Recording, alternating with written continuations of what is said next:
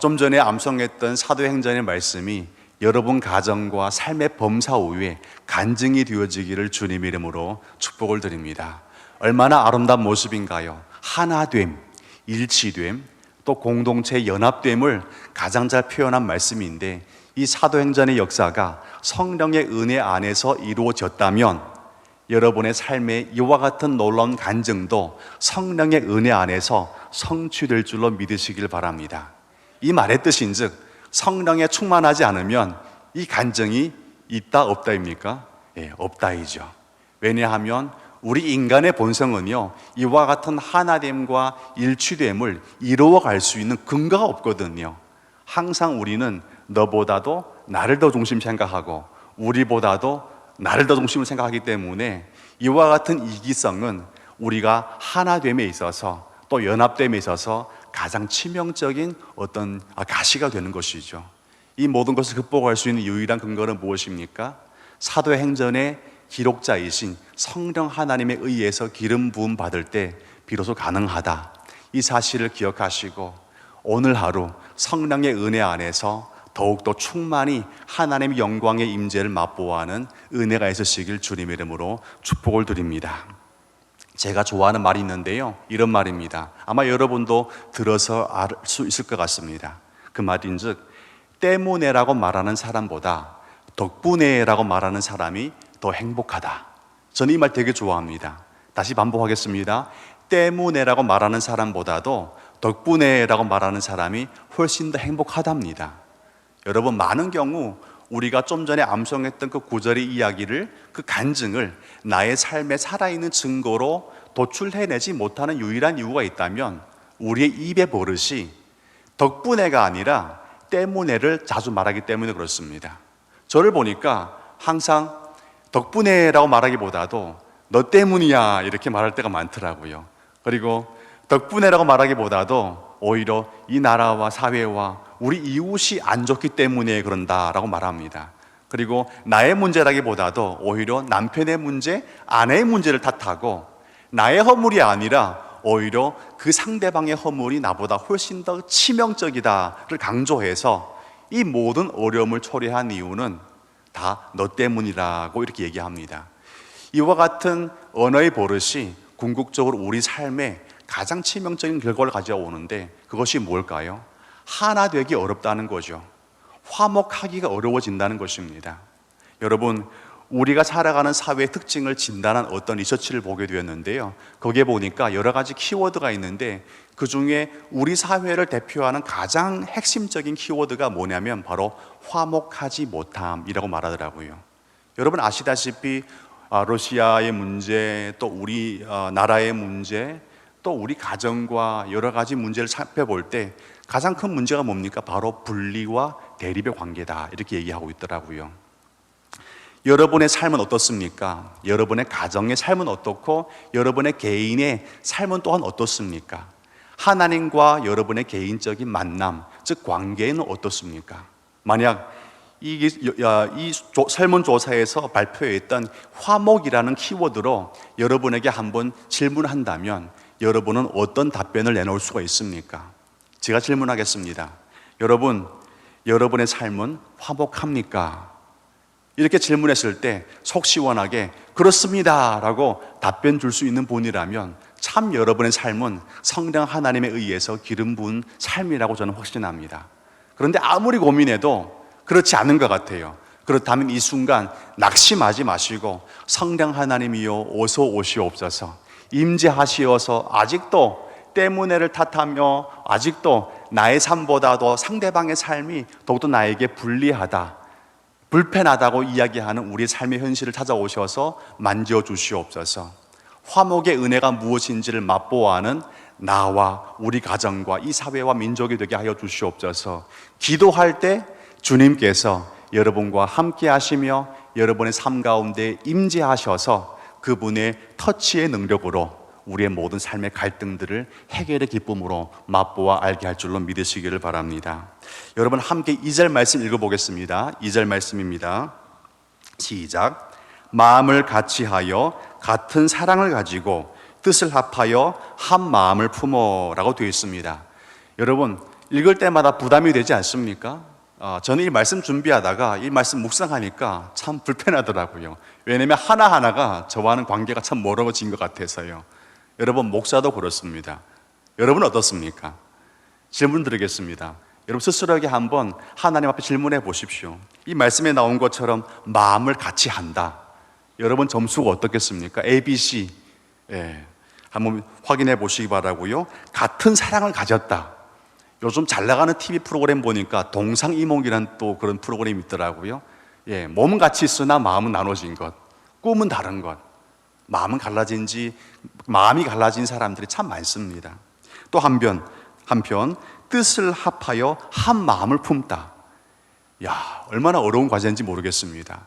제가 곰곰이 생각해 보니까 2절의 권면은 참 매력이 있고 참 여러모로 근사해 보이는 권면이지만 그럼에도 불구하고 우리의 인간의 본성에 의해서 이와 같은 아름다운 열매를 맺어가기는 참 너무나 과분한 과제이다라는 생각을 하게 되었어요.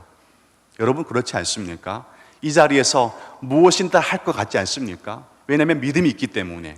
그러니 여러분 각자의 삶에 돌아가 보십시오. 사업터에 가보십시오.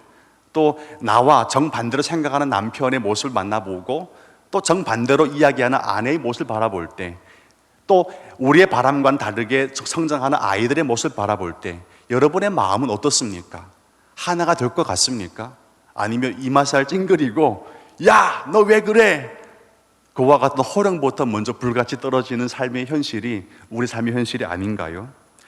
사도 바울이 말했던 이 2절의 말씀의 축복이 여러분과 저의 삶의 간증이 되기를 원합니다. 여러분 아멘하는 자에게 은혜가 임할 줄로 믿습니다. 나의 힘으로 안 될 때 주의 힘으로 가능한 것이죠. 2절의 권면 가운데 우리 성도님들이 맺어야 할 삶의 주옥과 같은 간증들이 있는 것이거든요. 그렇다면 사도 바울이 2절과 같은 말씀으로 지금 빌립보 교회 공동체에게 권면했다는 것은 무엇을 의미합니까? 지금 빌립보 교회 성도님들의 삶 속에도 이와 같은 증거와 아름다운 열매들이 부족했다는 것을 지금 말하고 있는 것입니다.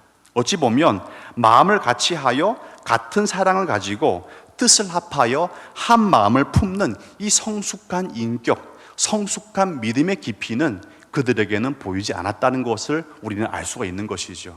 그래서 바울 사도는 지금 빌립보 교회 성도님들에게 이와 같은 하나됨과 화목함의 의미를 더 강조해서 말씀하고 있는 것입니다.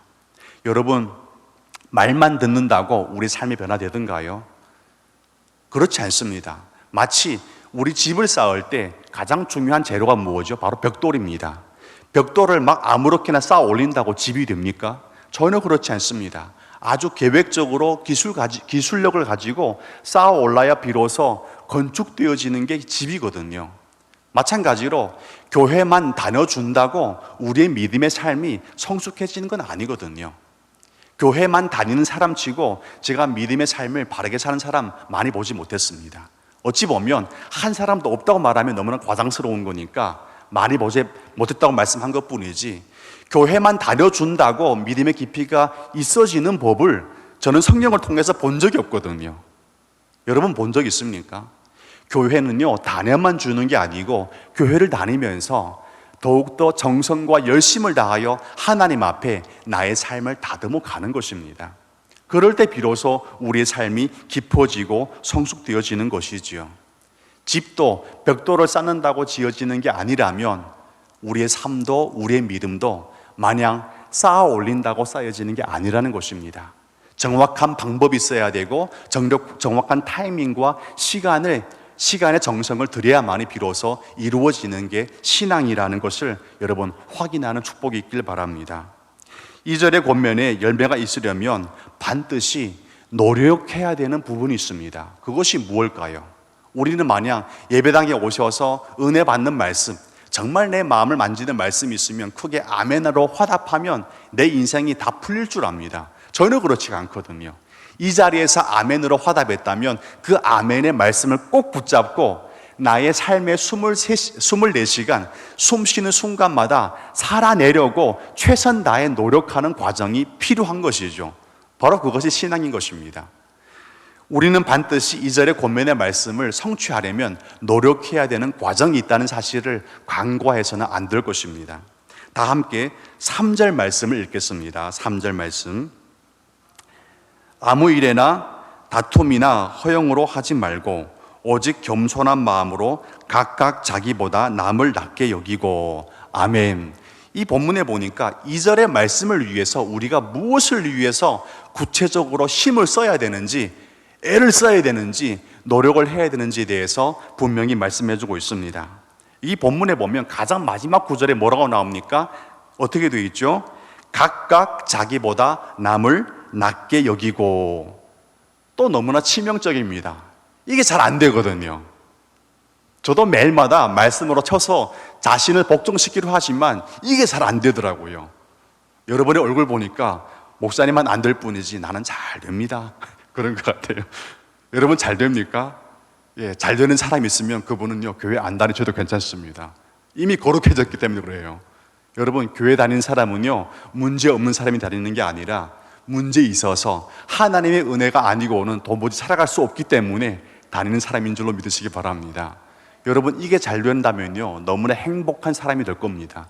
그러나 잘 안 되기 때문에 오늘 하루도 나와서 마음을 쳐가면서 하나님 앞에 통해 자복하며 안 됩니다, 주님 도와주세요.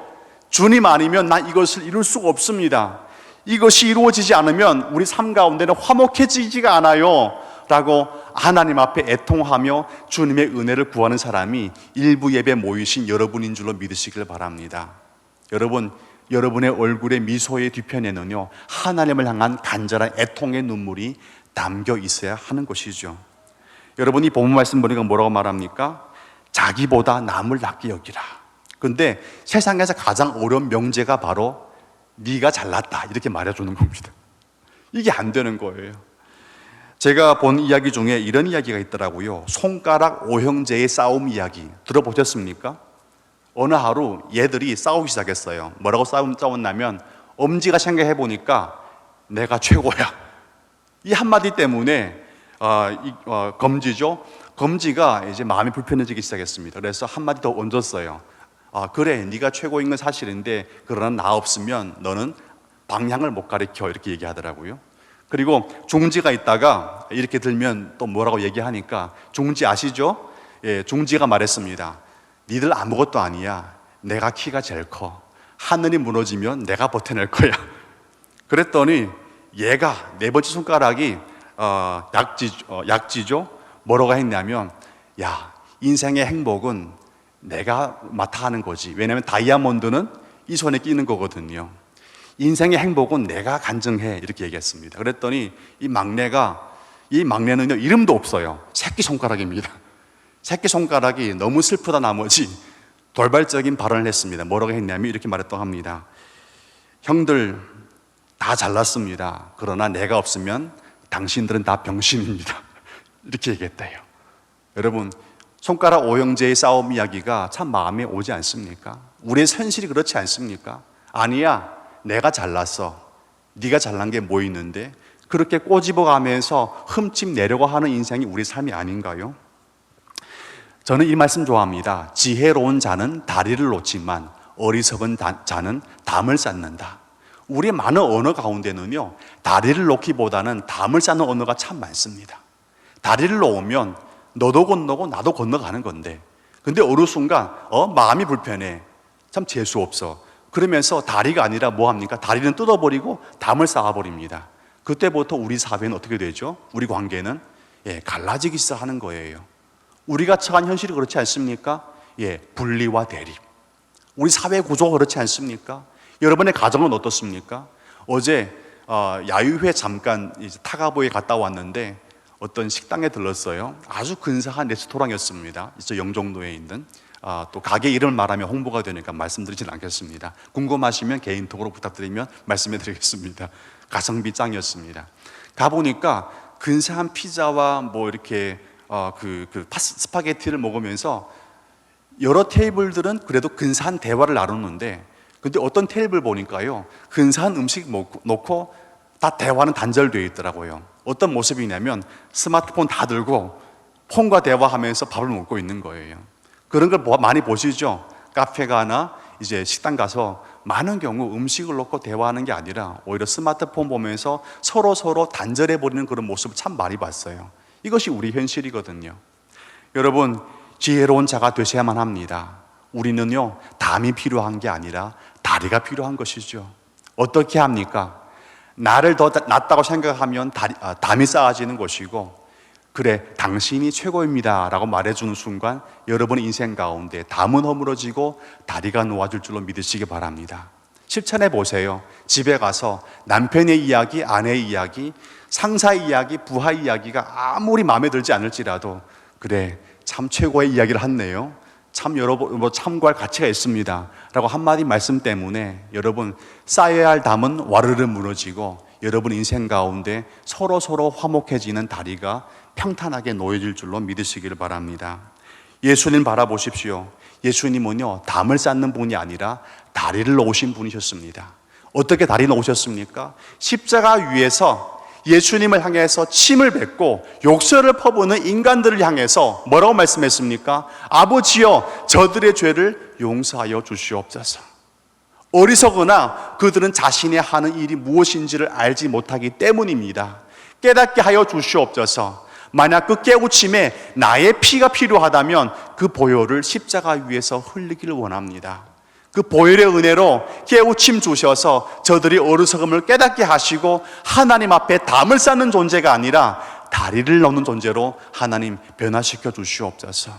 여러분, 변화에는 대가가 필요합니다.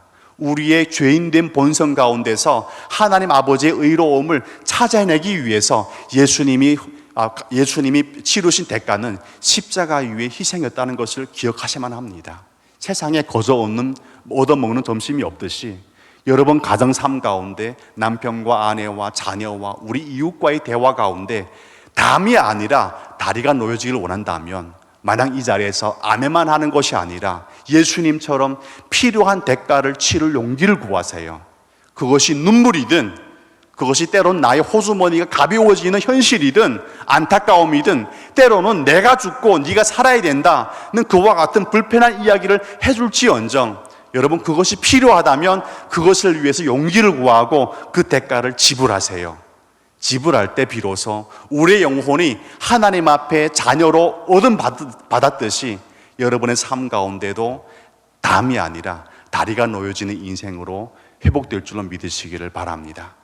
나는 편해지고 싶다면 여러분, 상대방을 불편하게 하면 안 되는 것이죠. 여러분, 우리 인생 가운데 이와 같은 놀라운 대가를 치르는 역사가 믿음이 있기를 바라고요. 함께 4절 말씀 읽겠습니다. 4절 말씀. 각각 자기 일을 돌볼 뿐더러 또한 각각 다른 사람의 일을 돌보아 나의 기쁨을 충만하게 하라. 아멘. 여기서 보니까 그 대가가 무엇인지를 말해주고 있습니다. 그 불편함의 현실, 그 불편한 그 대가가 무엇인지를 말해주고 있어요. 뭐라고 합니까? 나의 일을 돌볼 뿐 아니라 각각 다른 사람의 일을 돌보아 기쁨을 충만하게 하라 라고 되어 있습니다. 여러분, 겸손한 눈에는요, 겸손한 사람의 눈에는 내가 할 일이 보이지만 교만한 사람의 눈에는요, 당신이 할면 보입니다. 그렇게 이야기하는 게 참 좋아요. 겸손한 사람은 내가 할 일을 찾지만 교만한 사람은요, 너가 해야 할 일만 찾는다는 것이죠. 우리의 삶은 어떻습니까? 여러분 어떻습니까?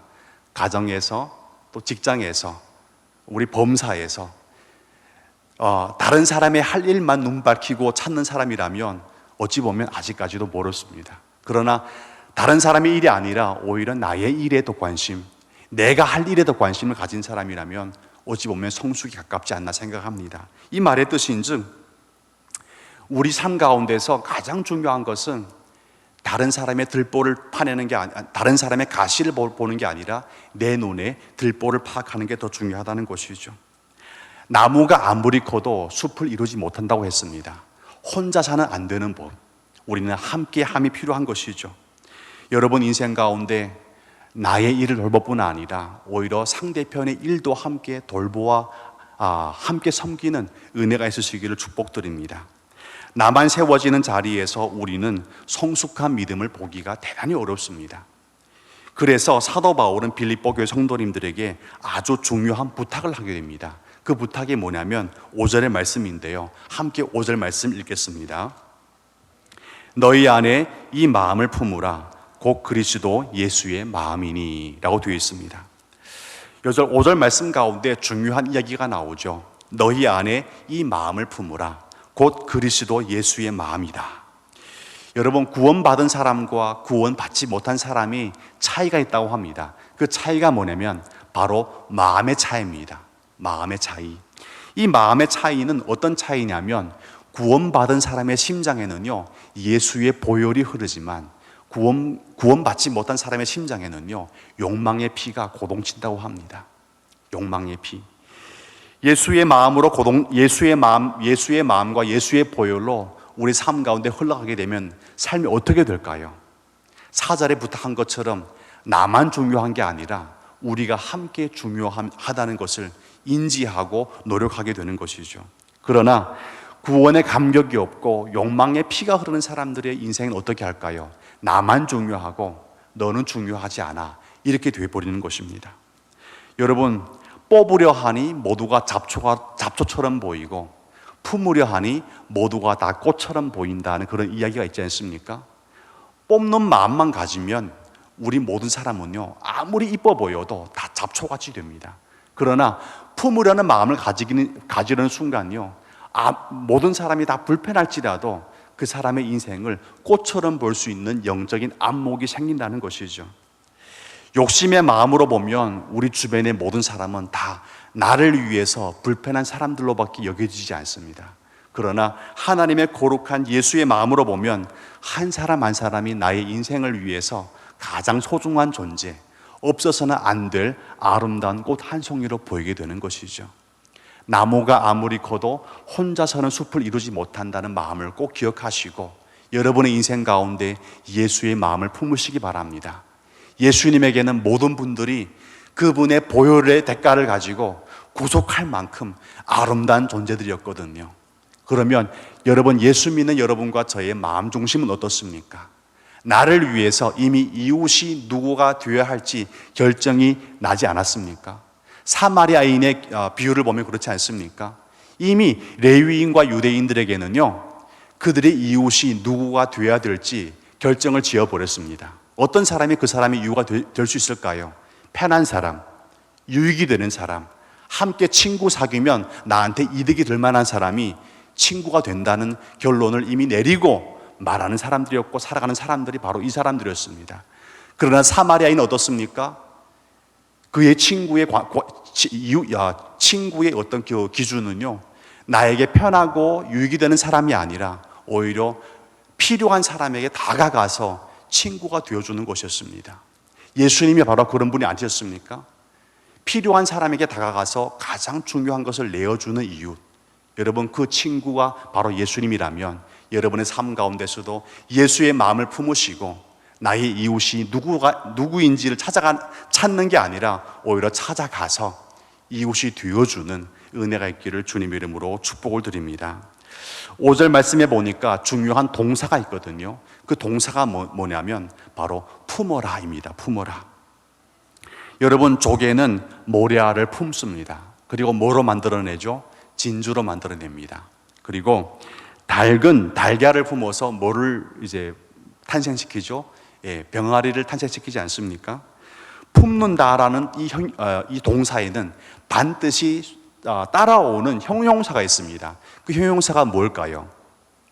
품는다를 수식하는 형용사가 뭡니까? 형용사가 바로 정성입니다. 여러분, 닭이 계란을 품는데 정성 다해 품지 그럭저럭 품는 법은 없거든요. 마찬가지로 조개가 모래알을 품을 때 그럭저럭 품었다면 아마 그 모래알은 조개를 향하여서 치명적인 독소가 되어서 죽게 만들었을 거예요.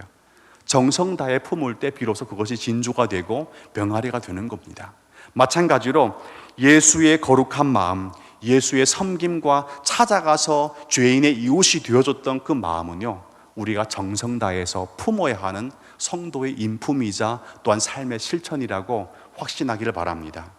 예수의 마음은 한번 내가 확신해 주는 게 아니라 한평생 24시간 숨 쉬는 순간마다 품으려고 애쓰는 마음이라는 것이죠. 애써야 품어지는 게 예수의 마음이다, 이렇게 이해하시면 더 좋을 것 같습니다. 그렇기 때문에 예수의 마음은요, 웬만한 정성으로는 가질 수 없는 마음입니다.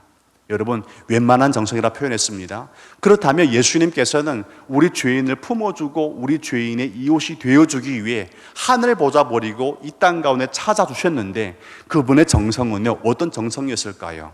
여러분, 이 정성을 통해서 우리 삶 가운데 획기적인 변화가 있었으면 좋겠습니다. 함께 6절부터 8절까지 말씀을 한 번 더 읽겠습니다. 시작. 그는 근본 하나님의 본체시나 하나님과 동등됨을 취할 것으로 여기지 아니하시고 오히려 사람들과 같이 되셨고 사람의 모양으로 나타나사 자기를 낮추시고 죽기까지 복종하셨으니 곧 십자가에 죽으심이라. 아멘. 예수님께서 가지신 정성은 어떤 정성입니까? 삼심으로 표현되어 있는데요, 예전에 제가 한번 말씀드린 적이 있습니다. 이 심은요, 마음심입니다. 마음심. 삼심. 어떤 심일까? 6절의 말씀 보니까 예수님 어떻게 하십니까? 하나님의 본체시나 하나님과 동등됨을 취할 것으로 여기지 아니하시고 라고 되어 있습니다. 당연히 나는 왕이었어요. 그런데 왕과 같은 자리에서 어떻게 합니까? 왕의 영광을 내려놓으셨다, 이렇게 말씀하는 게 옳을 것 같습니다. 이 말씀을 요약한다면 첫 번째 일심, 그 일심이 뭡니까? 바로 낮추심입니다. 낮추심.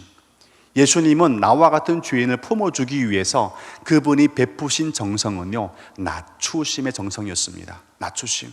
근데 가장 어렵죠. 우리 스스로는요, 항상 그 자리에 멈춰 있기를 원하거든요. 우리는 멈추심을 원하지 낮추심을 원치 않습니다. 그래서 항상 그 자리에 올라가면요, 으스대기를 좋아해요. 마치 뭐가 된 것처럼. 그 자리에 올라가서 내려오려고 하지 않습니다. 그래서 한번 어깨에 올라면요, 내려오는 법이 없거든요. 한번 여기 힘을 주기 시작하면 부드러워지는 법을 배우지 못합니다. 어떨 때 배웁니까? 한번 얻어맞을 때 배우게 되는 거죠. 여러분, 예수님은요, 왕의 마음으로 종의 일을 하셨습니다. 그것이 바로 그분의 겸손하심이거든요.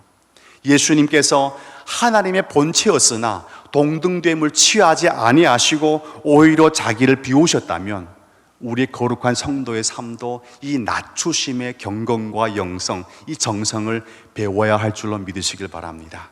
우리 삶의 모순은 어떤 모순이죠? 바로 이 낮추심을 배우지 못한 모순이 아닙니까? 당신은 교회 다니는데 왜 그래? 그 말의 뜻인 즉 무엇입니까? 교회 다니는 사람은 적어도 이래야 되는 거 아니냐? 예수님은 하나님이시지만 그분의 겸손하심으로 인간의 몸으로 낮추셨다면 왜 너는 낮추지 못하니? 라고 질문하는 거 아니겠습니까? 여러분, 이 질문은 무겁습니다. 그러나 이 질문은 필요합니다. 아프지만 여러분의 삶 가운데 적용시키기 위해서 최선 다하는 피타는 노력이 있으시길 주님의 이름으로 축복을 드립니다. 낮추어질 때 화목해집니다. 두 번째로 7절 보니까 이렇게 말합니다. 오히려 자기를 비워서 종의 형체를 가지사. 여러분, 이 심입니다. 이 심은 어떤 심이겠죠? 비우심. 비우심.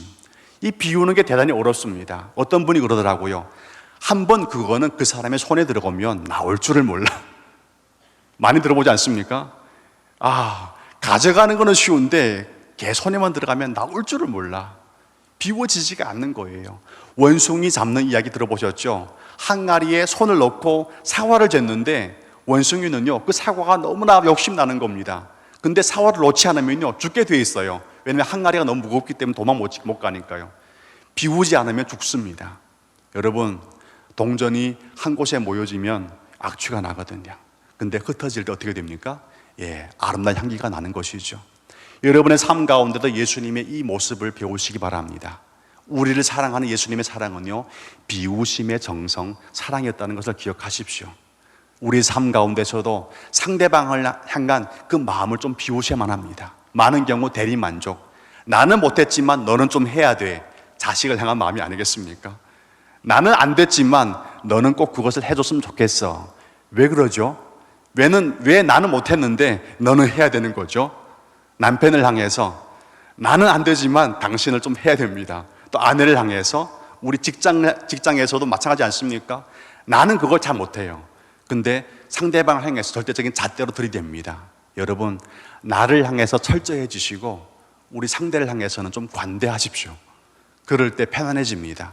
여러분, 마음을 비우지 않으면 갈등이 생기게 되거든요. 그러나 비우는 자리에 갈등은 웃음으로 해소될 줄 믿으시기 바랍니다. 절대적인 잣대가 필요하다면 너를 향한 것이 아니라 나를 향해서 돼야 되는 것이죠. 예수님이 바로 그런 분이셨습니다. 그 잣대를 예수님께서 십자가 위에 책임지심으로 지셨고 우리한테는 은혜 가운데 베푸신 분이 바로 예수님이다. 여러분, 예수님의 이심, 비우심의 영성을 배우길 바랍니다. 마지막입니다. 우리 8절 보니까 뭐라고 합니다. 뭐라고 하죠? 죽기까지 복종하셨으니 우리에게 필요한 영성과 정성은요, 바로 죽으심, 이 영성입니다. 죽으심.